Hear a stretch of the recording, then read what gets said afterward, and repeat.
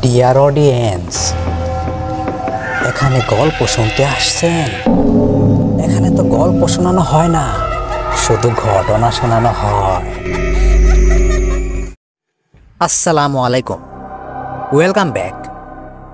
Fair on black magic YouTube চ্যানেলে আপনাদের সবাইকে স্বাগত জানাচ্ছি। আমি শাহিন। ডিয়ার অডিয়েন্স, প্রতিদিনের মতো আজকেও প্রস্তুত আছেন তো বাংলাদেশে গ্রাম অঞ্চলে ঘটে যাওয়া বিভিন্ন মানুষের সাথে রক্তহীন করা একটি ঘটনা শোনার জন্য? আজকে যে কাহিনীটা আপনাদের আমি শোনাবো, সেই কাহিনীটা এক ধরনের ব্ল্যাক ম্যাজিক বা কুফরি কালাম যাই বলেন, সেই রকম রিলেটেড। এই কাহিনীটা আমি খুব কষ্ট করে সংগ্রহ করছি। ঘটনা তো আর সবসময় সংগ্রহ করা যায় না, সবসময় কেউ বলতেও চায় না। তো ঘটনা সংগ্রহ করার পাশাপাশি যে কোনোভাবে এই ব্ল্যাক ম্যাজিকের ঘটনাটি আমি পাইছি। তো আশা করি ঘটনাটি মন দিয়ে শুনবেন, আর আমিও যথেষ্ট চেষ্টা করব আপনার মনোযোগটা ধরে রাখার। তো আসুন, আজকে আর কোনো কথা না বইলা সরাসরি আজকের রক্তহীন করা কাহিনীটা আপনাকেই শোনাই।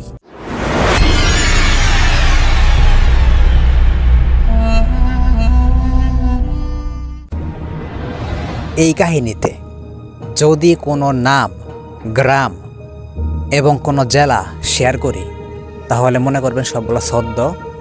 তো আসুন শোনাই। ব্ল্যাক ম্যাজিক, কালো জাদু, কুফরি কালাম, তাই না? কতটুকু ভয়ানক, কতটুকু ক্ষতিকর তা হয়তো যে সময় যে লোকটা কারো ওপরে এই সমস্ত কালো জাদু করে তারা হয়তো কখনো বুঝতে পারে না, কিন্তু সেই লোকগুলা কখনোই ভাবে না কুফরি কালাম আমি যে কারো মাধ্যমে করাইতাছি, আমার ভবিষ্যৎ, আমার পরকাল কেমন হতে পারে। তো আসুন সরাসরি কাহিনীতে চলে যাই। আমার নাম লিমামণি। এই বাংলাদেশে, এই টাঙ্গাইল জেলার কোনো একটি ছোট গ্রামে আমার বসবাস। আজ থেকে 2016 সালে, এখন তো 2024 সাল চলতেছে। যখন 2016 সাল ছিল তখন আমি ক্লাস 9-এ পড়ি। লেখাপড়ায় মোটামুটি ভালোই ছিলাম আমি, যেহেতু আমি একজন মেয়ে মানুষ। অন্যান্য মেয়েদের মতো মন মানসিকতা আমার ছিল না। আমার মন মানসিকতা ছিল এইরকম, কারো সাথে কোনো রকম চলাফেরা করতাম না। একলা একলা থাকা শিখা গেছি। দুনিয়াতে একলা আসছি আর একলাই যাইতে হবে, এটাই বাস্তব। কোনো রকম উল্টাপাল্টা চিন্তা মাথায় আসে না। শুধু পড়াশোনা করি, বাসায় আসি, বাসার কাজকর্ম করি মায়ের সাথে। তো এক কথায় আমার দিনকাল মোটামুটি ভালোই চলতেছিল। 2016 সাল প্রায় শেষের দিকে, আমাদের ফাইনাল পরীক্ষা এখনো শুরু হয় নাই। ঠিক সেই সময় একটা ছেলে আমাকে প্রপোজ করে, কিন্তু সেই ছেলেটাকে আমি প্রত্যাখ্যান করি। আমি তখনও বুঝতে পারি নাই এই ছেলেটাকে প্রত্যাখ্যান করার কারণে আমার জীবনটা একটু অন্যরকম পরিবর্তন হয়ে যাব। পরবর্তীতে বুঝতে পারছি ছেলেটা হয়তো আমাকে সত্যি অনেক বেশি ভালোবাসা ফেলেছিল। তো ছেলেটাকে আমি প্রত্যাখ্যান করলাম। দিনকাল মোটামুটি আগের মতোই চলতেছে, কোনো রকম কোনো সমস্যা হয় নাই। 2016 সাল শেষ হয়ে গেছে, 17 সাল আসছে। এমন একটা সময়, আমার জন্মদিন। আমার বয়স তখন 17 বছর কমপ্লিট। বাড়িতে মোটামুটি আমার জন্মদিনের আয়োজন ভালোই করা হয়েছে। অনেক বন্ধু বান্ধব আসছে, মোটামুটি অনেক উপহারও পাইছি। জন্মদিনের দিনটা খুব ভালোই কাটছিল আমার। যেহেতু অনেক পরিমাণে উপহার পাইছি, তো সেই রকমই একটা উপহার আমি এমনভাবে পাইছি, সেই উপহারে কোনো রকম কোনো নাম ঠিকানা কিচ্ছু ছিল না। জিনিসটা আমি স্বাভাবিকভাবেই নিয়েছি, আর শুধু একটা কথাই ভাবতাছি, এই উপহারটা আমাকে কে দিল? কোনো মানুষ নাই, কেউ আসলো না, কোনো নাম ঠিকানা নাই।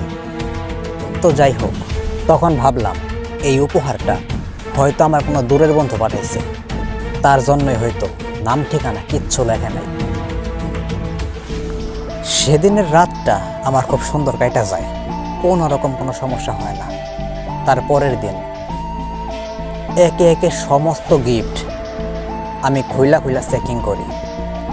অবশেষে শেষ পর্যায়ে সেই নাম ঠিকানা ছাড়া যে উপহারটা আমি পাইছি, সেই অচেনা লোকের উপহারটি খুলে দেখি।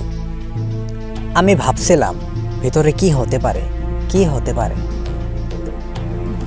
উপহারটি আমি খুইলা যা দেখি, তা দেখার জন্য মোটেও প্রস্তুত ছিলাম না। আমি দেখি একটা আয়না, খুব সুন্দর করে সাজানো। এক কথায় ভালোবাসার প্রতীক, মানে একটা লাভ। একটি লাভ চিহ্নর মাধ্যমে এই আয়নাটি তৈরি করা হয়েছে। এই আয়নাটি খোলার সাথে সাথে একটা মর্মান্তিক ঘটনা আমার রুমের মধ্যে হয়। যখন আমি সেই উপহার পাওয়া আয়নাটি দিয়া আমার মুখটা আমি প্রথমবার দেখি, ঠিক সাথে সাথেই আমার ঘরের ভিতরে যে আয়নাটা ছিল, সেটা কোনো কারণ ছাড়া একদম ভাইঙ্গা তছনছ হয়ে যায়, যা কল্পনার অতীত। এই জিনিসটা সেই সময় আমি দেখা পুরাই হতভম্ব হয়ে যাই। কেমনে সম্ভব? এই আয়নাটা কেমনে ভাঙ্গা পড়ল? যাই হোক, আমি একজন শিক্ষিত মেয়ে, এই সমস্ত অলৌকিক বিষয়গুলো একদমই আমার মাথায় আসে না। জিনিসটা আমি স্বাভাবিকভাবে নিয়ে সেদিনের মতো বাহিরে চলে যাই। দিন তো সেদিন কাইটা গেল, রাত তো আসবেই, তাই না? প্রতিদিনের মতো কোনো রকম কোনো চিন্তা ভাবনা বাদ দিয়া শুয়ে পড়ি।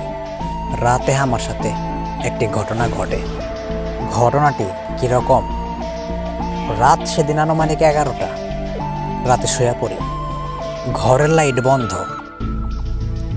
হঠাৎ করে আমার মনে হইতাছে কোনো একটা আওয়াজ শুই না আমার ঘুমটা ভেঙে যায়। রুমের ভিতর একদম অন্ধকার।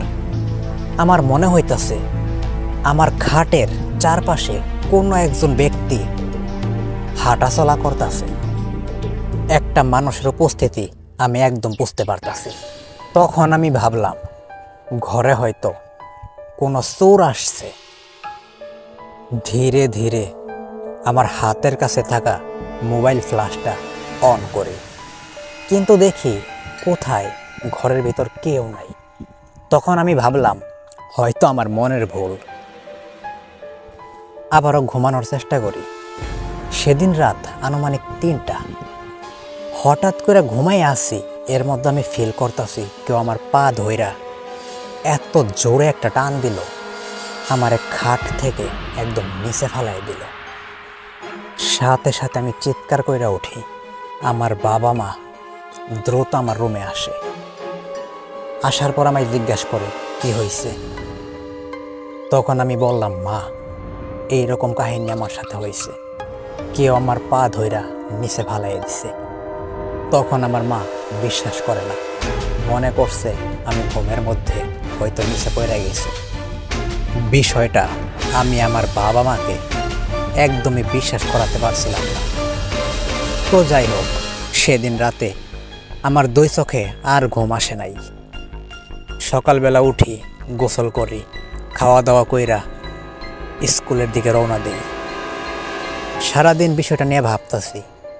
আমার সাথে যে কাহিনীটা হয়েছে তা তো আমি নিজে বুঝতে পারছি একদম সত্য, কিন্তু এরকম কেন হইল আমার সাথে? আজ পর্যন্ত তো কখনো কোনো কিছু হয় নাই। এইবার জন্মদিনের পর থেকে আমার সাথে এগুলা কি হওয়া শুরু করছে যা আমি কল্পনাও করতে পারতাছি না। তো ডিয়ার অডিয়েন্স, এই কাহিনীটা এই পর্যন্ত আপনাদের কেমন লাগছে আমি বলতে পারবো না। যদি ভালো লাগে অবশ্যই একটা লাইক হবে। এই কাহিনীর দ্বিতীয় পার্ট ইনশাল্লাহ আগামীকাল শোনাবো। তো আজকের মতো আমি বিদায় নিচ্ছি। আসতেছে আগামীকাল একই সময় আবারও রক্তহীন করা একটি ভৌতিক ঘটনা নিয়ে। তো সেই পর্যন্ত সবাই ভালো থাকবেন, সুস্থ থাকবেন এবং fair on black magic YouTube চ্যানেলের সাথেই থাকবেন। ধন্যবাদ।